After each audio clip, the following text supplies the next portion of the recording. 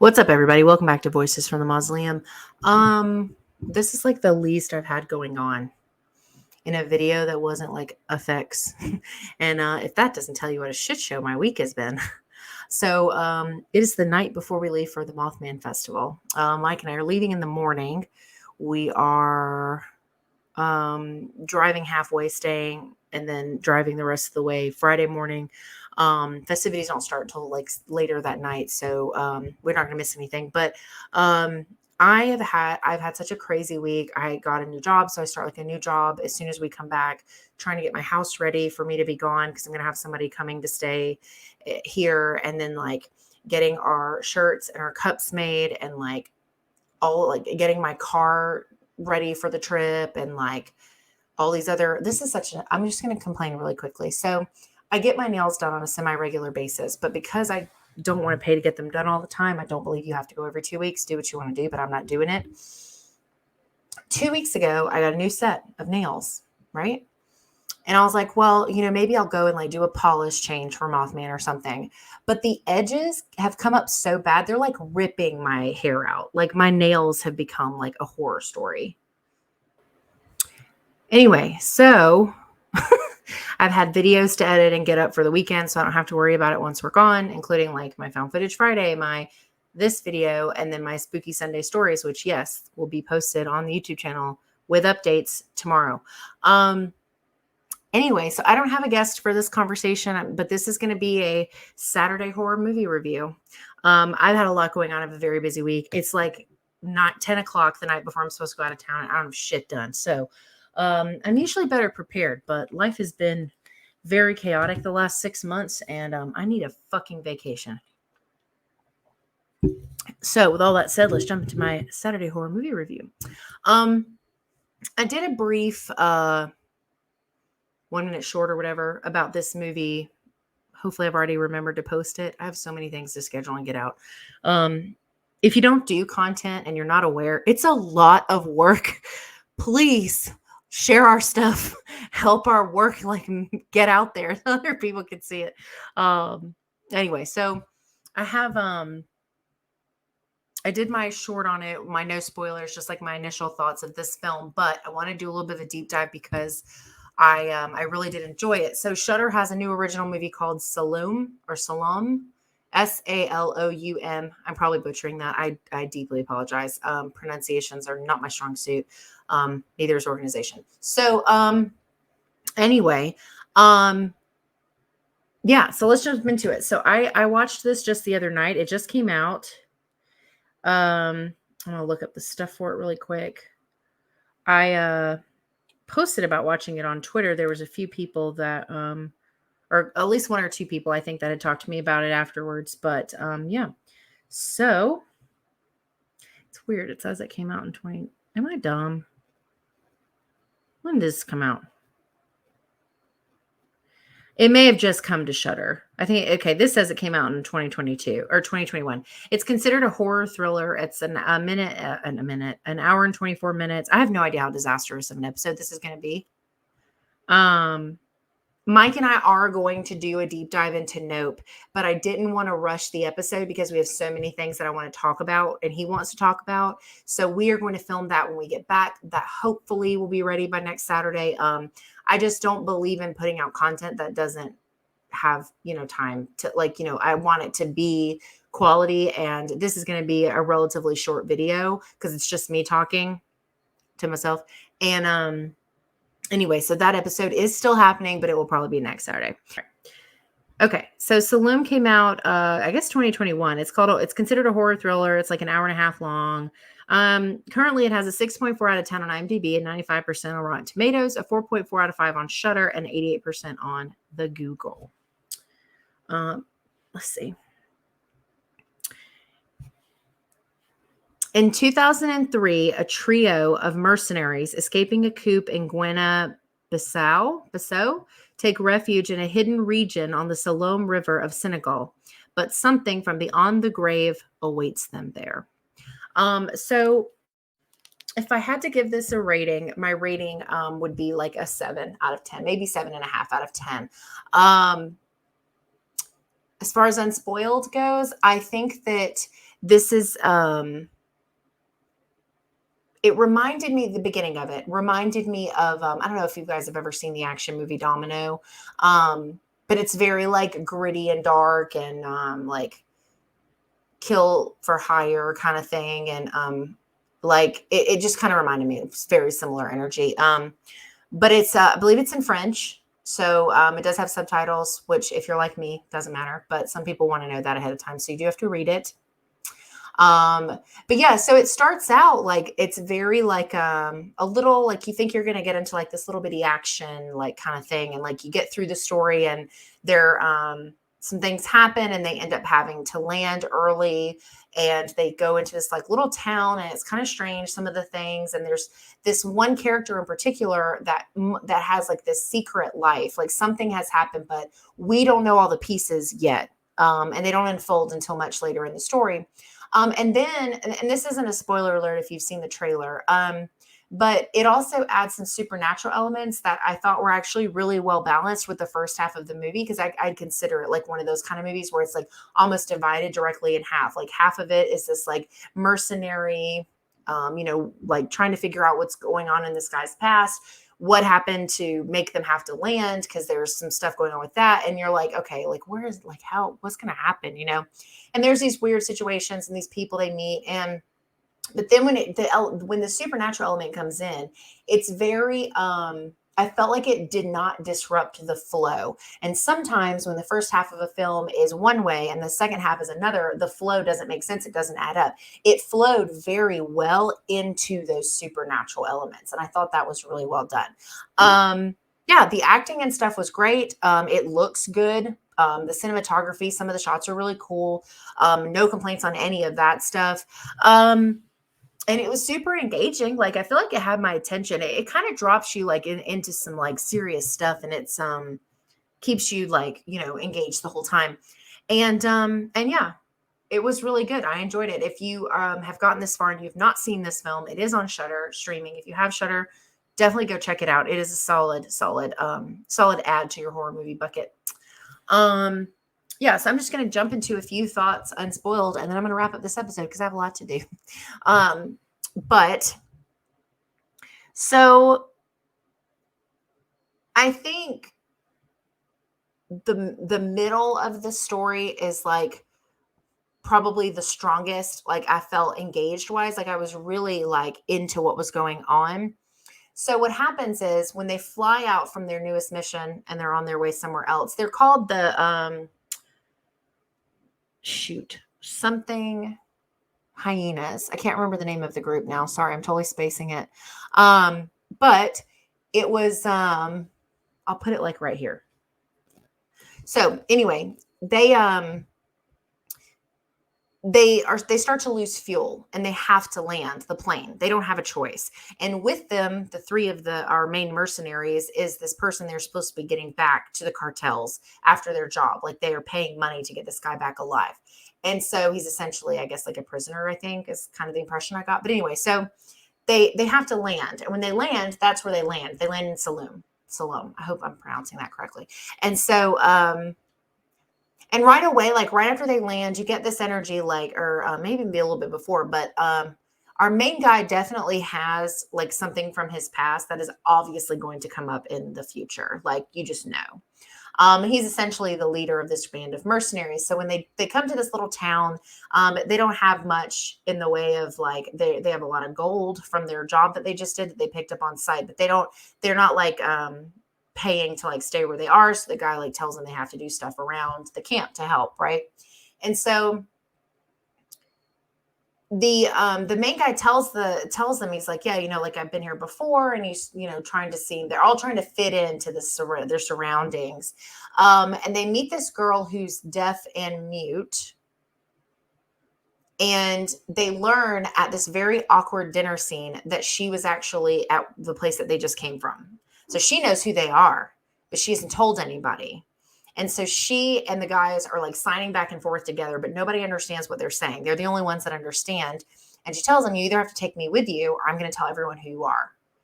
So that doesn't really go like quite the way she thinks it's going to go. But so skipping forward a little bit, we start seeing a little more stuff with with the main guy's past, his history. Like it has something to do with a boy in chains, but we don't know what it is because there's someone who looks a lot like him that comes into, as far as like how he's dressed and stuff, comes in. But you don't see the guy's face, so you don't know if it's like, did he kill this boy? Is that what this burden that he carries? Like, what is the deal? So after they've been there for a little while, they learn that this happens at the dinner too. They learn that there's a cop there.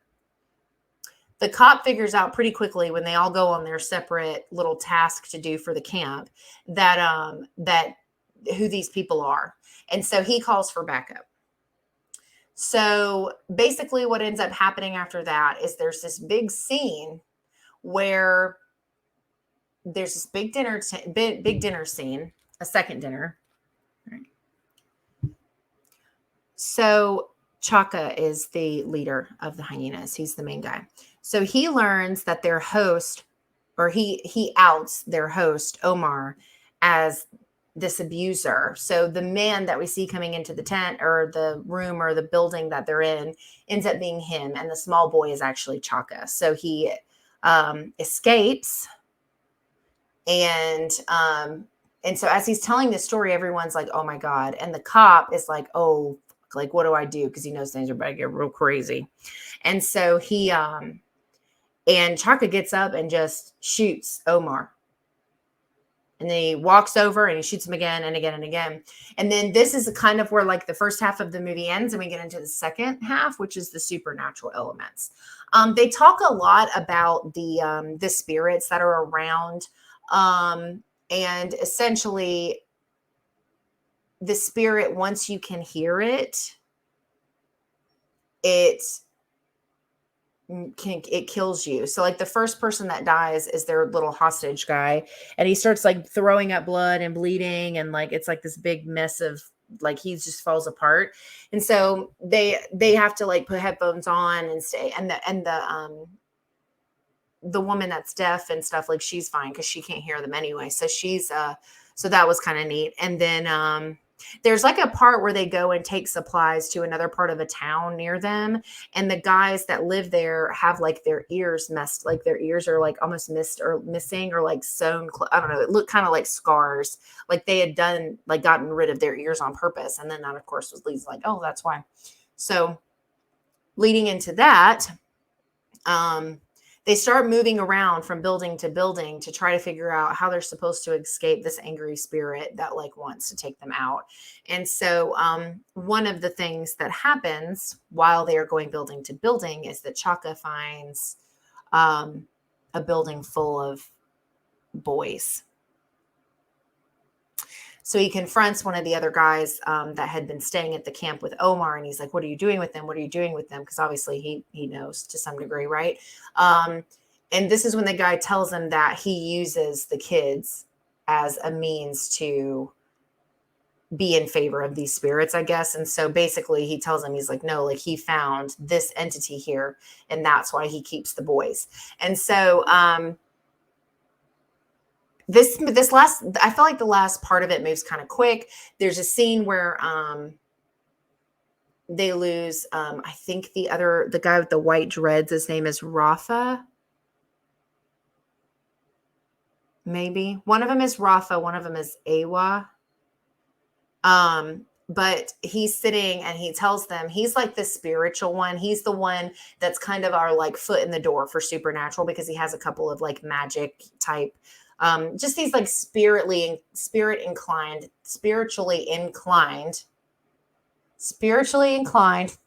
things that he says that make you go, okay, like he's sensitive, he feels things, and and so he's sitting under a tree and he tells him, he's like, yeah, you this part was beautifully shot. So he has white facial hair, white dreads, and he's just like sitting under this tree in like a meditation pose, hands on his knees, legs are folded, and he's got his eyes closed, and he tells the other two guys that he's holding them. And he's like, and now that you're here, I can go, basically. And so it's this really sad conversation because you've got these three brothers, essentially, these like they're best friends, they're very close, they're like family, they're all each other half, is kind of, the relationship dynamic that you get a feel for. And he's asking them to kill him. And so they are like both like almost no hesitation, just very slight hesitation because they are still human, but they shoot him. And then they have this moment of like, they just lost like a piece of themselves. And that scene is so beautifully shot. Like the emotion that's captured. So Chaka actually calls out in anguish and pain, and you can't hear it because, well, it's like part of the whole, like hearing the spirits and stuff. And there's a couple scenes that I thought were really cool where they took out some of the things that were coming for them. They definitely shoot them and they evade them. And there's like there's moments like that throughout, but then we get this like really great wrap up, in my opinion, for how this film ends, because it's both sad and happy.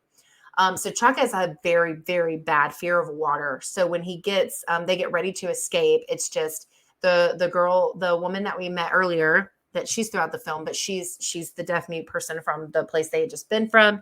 And then I think it's Chaka and then the other guy that survives, and they get on and like he literally tells him, he's like, I will force you have to like get on this boat. And so he puts him on the boat, and then he tells the woman, like, he has an extreme fear of water, and he's like, I mean, literally like in shambles, like he's so like shaking and terrified of the water. So they get in the boat, and as they're trying to go get away, Omar's essentially corpse, but it's like a spirit form of him, I believe, comes up out of the water and tells him that like he's going to take him, and then he ends up falling into the water and drowning, and being taken that way. And then the other two end up being the two that get away. So the strengths of this film are the acting, the cinematography, and the fucking music. The music at the very beginning of this film had me like shook. It was so good. I think all of the supernatural stuff, again, very well balanced. It looked really good. I have no complaints there. And honestly, the only reason, if I had to give one, that I didn't rate it a little bit higher, I guess if I had to give a reason, this is always hard for me because sometimes there's not a reason. Like sometimes it's just missing something that you just can't put your finger on. I think the only thing, that I would complain about, because honestly, even the lore, they talk about that was really cool. Maybe an earlier introduction to the lore would have been cool, or something to that effect. But honestly, I don't really know. There's just, it felt like a really good experience. It's a solid film. I liked a lot of things about it. I liked the unique story of this like badass mercenary group. And he's like, I'm so sorry. I totally forgot about this part. They learn at the dinner when Chaka outs Omar that Chaka is the one that cut their fuel tank so that they would have to land so he could settle this score.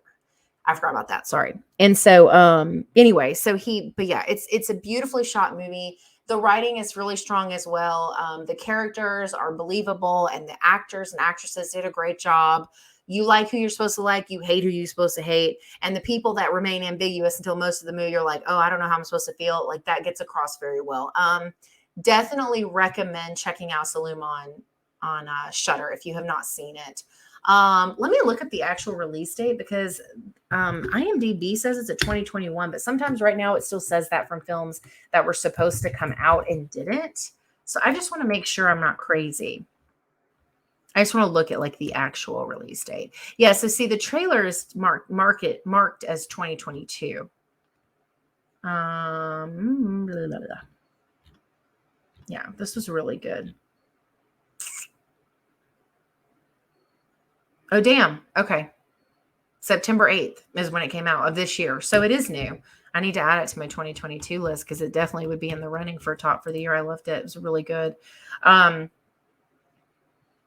I like this stuff, I've talked about this before. I really like some of these like random movies that are just coming out, these newer ideas, these fresher takes on horror. I'm like being blown away with them.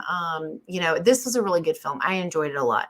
That's all I have for this one. So by the time you watch this, Mike and I will be very busy walking around. I'll probably be complaining about how hot it is. I don't deal well with the heat, which is fun because I live in Georgia, where it is hot 10 months out of the year and humid to the point that you can't breathe. You walk outside, you feel like you took a shower. Anyway, so hopefully you guys enjoyed my semi-quick dive into Saloum. I really did enjoy the film. I think obviously when you have other people talking and bouncing things off, they notice things you didn't, so the conversations go a little longer, right? But hopefully next week I will have our Nope episode ready with Mike and I talking about that. Yeah, and tomorrow I read a spooky short story again on YouTube with some updates about how I'm kind of doing things now with losing of the podcast. And I'm reading a short story called The Headsman by Christina Mirzoy. So yeah. Anyway, hope you guys have a great weekend, and I'll see you tomorrow for Spooky Sunday Story.